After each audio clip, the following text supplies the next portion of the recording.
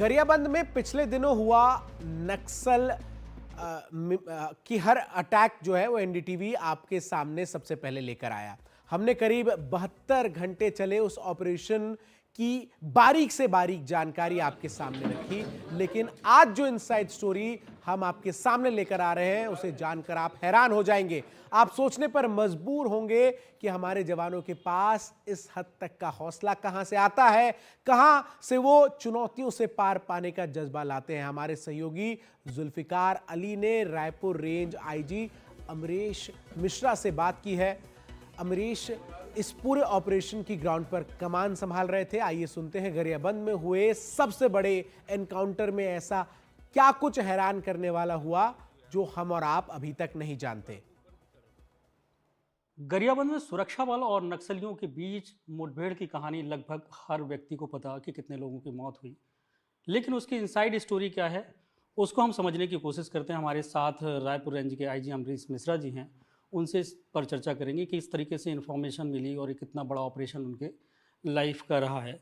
Sir, NDTV में आपका स्वागत है। मेरा पहला सवाल, क्योंकि सबको पता है कि 16 डेड बॉडी मिल चुकी हैं, लेकिन लोग जब भी इनकाउंटर होते हैं तो ये समझना चाहते हैं कि किस तरीके से इन्फॉर्मेशन आती है, फिर पुलिस किस तरीके से तैयार, तो क्या इन्फॉर्मेशन मिली थी और कब मिली थी?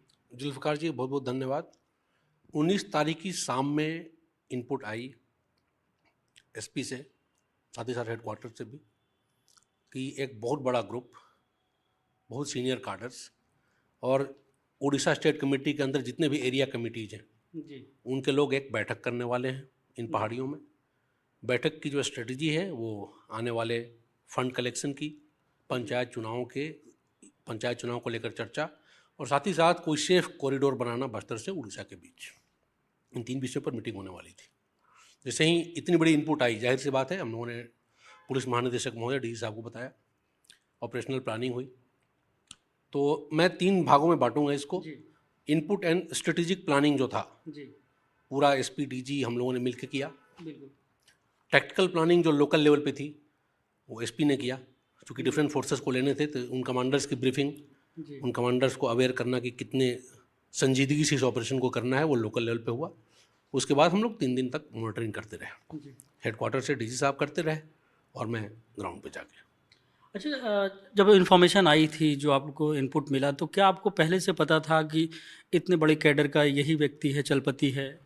थोड़ा बहुत आइडिया था, लेकिन जाहिर सी बात है हमेशा इनपुट 50 बार आए हैं, हम लोग सक्सेसफुल कम हो पाते हैं। इनमें से 3 ऐसे कार्डर थे जिनके बारे में हम लोग दर्जनों ऑपरेशन लॉन्च कर चुके हैं, लेकिन आज तक सफलता नहीं मिली थी। तो पक्का थे, बट शंकाएं भी थीं, इतना बड़ा अभियान सफल होगा नहीं होगा, कैसे होगा।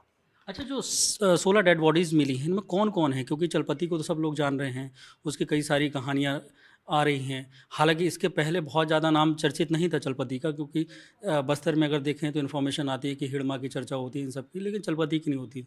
तो इसके अलावा जो 16 डेड बॉडीज़ में कौन कौन हैं? 11 लोगों की पहचान हो चुकी है। 3 बड़े ही इंपॉर्टेंट कार्डर हैं, राज्य और उड़ीसा दोनों के हिसाब से, छत्तीसगढ़ उड़ीसा दोनों के हिसाब से। पहला तो चलपति, जिसका नाम रामचंद्र रेड्डी। दूसरा जयराम उर्फ गुड्डू, जो छत्तीसगढ़ का निवासी है, जो स्टेट कमेटी मेंबर था।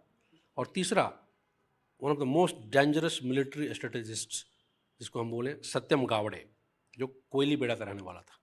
पिछले अनेकों सालों से यह पूरे एरिया में मिलिट्री कमांडर, टॉप लेवल का था मिलिट्री कमांडर इस एरिया के लिए।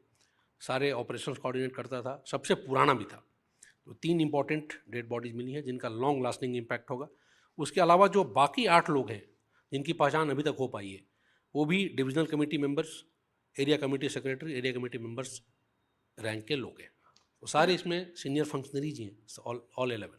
अभी कितने मतलब जिनकी पहचान नहीं हुई है, और क्या उसमें ऐसा भी लगता है वो भी कोई बड़ा कैडर हो सकता है? कोई 5 लोगों की पहचान नहीं हुई है। बहुत बड़ा कार्डर होता तो मुझे लगता है पहचान हो जाती। जैसे 11 लोगों की पहचान हो गई जो सब मेंबर और सेक्रेटरी लेवल के लोग हैं। मुझे लगता है कि वो 5 भी फुट सोल्जर्स होंगे, गार्ड्स वगैरह होंगे, लेकिन कुछ कह नहीं सकते, देखते रहते हैं आगे। अच्छा, जो 3 नाम बताया, जैसे चलपति है, तो चलपति के बारे में किस तरीके के ऑपरेशन में वो रहता था, किस तरीके की स्ट्रेटजी, क्या वो फील्ड में भी किसी ऑपरेशन मतलब जो मुठभेड़ होती थी, जो ट्रैप करते थे सुरक्षा बलों को? तो मैं बताऊं कि चलपति 1991 से सक्रिय था। 2018 में एक आंध्र प्रदेश में एमएलए की हत्या हुई थी, उसमें भी शामिल रहा था वो। उड़ीसा, आंध्रा, छत्तीसगढ़ में नक्सल फुटप्रिंट्स को बढ़ाने में, काफ़ी लीड भूमिका निभाई थी उसने। तो अब इतना सीनियर काडर है तो जाहिर सी बात है मिलिट्री ऑपरेशन से ज़्यादा उसका योगदान स्ट्रेटजी बनाने में, ऑर्गेनाइजेशनल नेटवर्क को बढ़ाने में, फंड कलेक्शन को बढ़ाने में, अर्बन नक्सलिज्म को प्रमोट करने में, इन सब में ज़्यादा शामिल था वो। अच्छा, इसके अलावा जो 2 नाम हैं, उनकी क्या थी? जैसे तीसरा तो आपने मोस्ट डेंजरस बताया, जो दूसरा नाम है? जयराम जो था वो स्टेट कमेटी मेंबर था, साथ ही साथ वो धामतरी, गरियाबंद, नुआपाड़ा जो डिविजनल कमेटी है उसका सेक्रेटरी भी था। जी।